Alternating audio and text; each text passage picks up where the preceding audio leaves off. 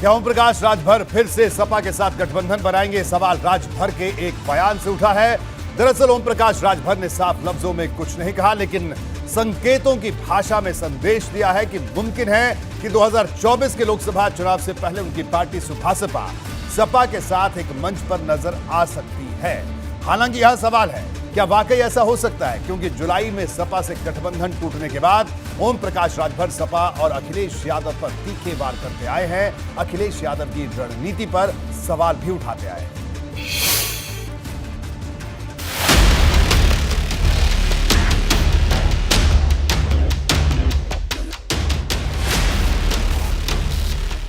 कि हमसे कोई दूर नहीं है। कहीं ये जैसे ट्रेन है ना, ट्रेन पे लोग चढ़ते हैं, जाकर अगला स्टेशन उतर गए, फिर दूसरे दिन जरूरत पड़ी तो फिर चढ़ गए, तो ये कोई दिक्कत नहीं है।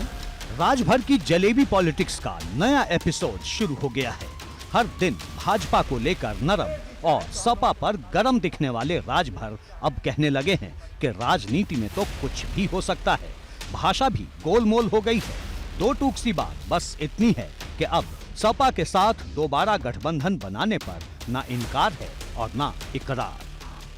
दरअसल ओपी राजभर साफ लफ्जों में कुछ नहीं कहना चाहते, लेकिन इतना जरूर बता गए हैं कि आने वाले वक्त में सुभासपा का गठबंधन होगा, पर साझीदार सपा होगी या फिर कोई और, इसकी कोई गारंटी नहीं। इस बयान में भाजपा और सपा दोनों के लिए मामला 50-50 वाला लग रहा है।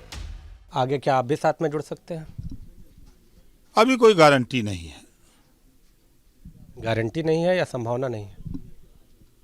अभी चुनाव बहुत दूर है। अभी राजनीति में बड़ा उतार चढ़ाव होंगे, तो अब उतार चढ़ाव हो ही ले तब फिर बताएं।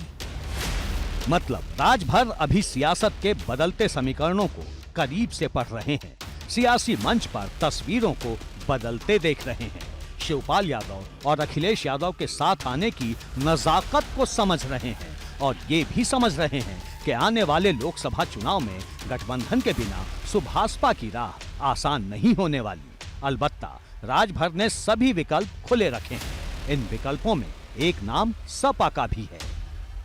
बता तो ना, राजनीति में कब क्या होगा किसी का कोई ठीक नहीं, चाहे हम हो चाहे कोई हो।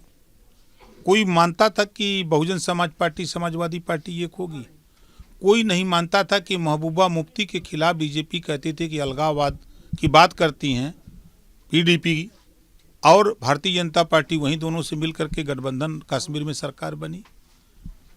आप नीतीश जी को ले लीजिए, बीजेपी को कहते थे भारतीय झूठा बड़का झूठा पार्टी, मिल के सरकार चलाए। लालू जी के विषय में कहा था कि हम राजनीति से संन्यास ले लेंगे लेकिन आरजेडी के साथ समझौता नहीं करेंगे। दिलचस्प बात यह है कि रामपुर और आजमगढ़ लोकसभा चुनाव के नतीजों ने ओपी राजभर का नजरिया सपा और अखिलेश यादव को लेकर बदल दिया था। अब लग रहा है कि मैनपुरी उपचुनाव के नतीजों के बाद राजभर के सुर फिर बदल गए हैं। अखिलेश पर ना तो सीधा हमला बोल रहे हैं और ना ही बयानों में पहले जैसी तल्खी दिख रही है।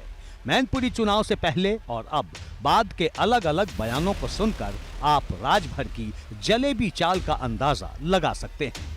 अखिलेश यादव जी की अपरिपक्वता, टिकट बंटवारे में सुबह देंगे बिंद को, 12 बजे दिए मौर्या जी को, संझा को दे दिए पंडित जी को। दू जाती तो खुद नाराज हो गई तो जीतेगा कैसे बेचारा।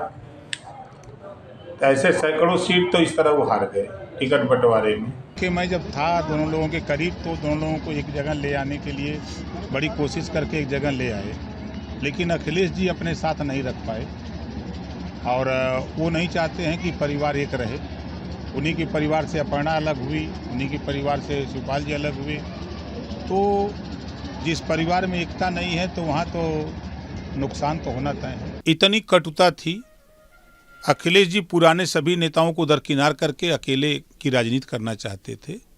झटका लगा, उनके गढ़ गए आजमगढ़, उनके गढ़ गए रामपुर, उनके गढ़ गए कई गढ़, उनके गढ़ ही हो गए। तब उनकी नींद खुली, जब उनकी पत्नी चुनाव मैदान में उतरी तब नींद खुली, तब जाकर के एसी कमरे से बाहर निकले और बाहर निकलने का रिजल्ट भी उन्होंने हासिल किया। उपचुनाव से पहले तक ओपी राजभर अखिलेश यादव पर सवाल उठा रहे थे, चाचा से दूरी की कहानी बता रहे थे, उन्हें जातिवादी से लेकर परिवारवादी तक करार दे रहे थे। लेकिन अब राजभर का तोल मोल कर बोलना नए संकेत दे रहा है।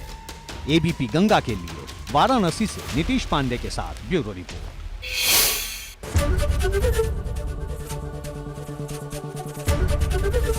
एबीपी गंगा, खबर आपकी, जुबान आपकी।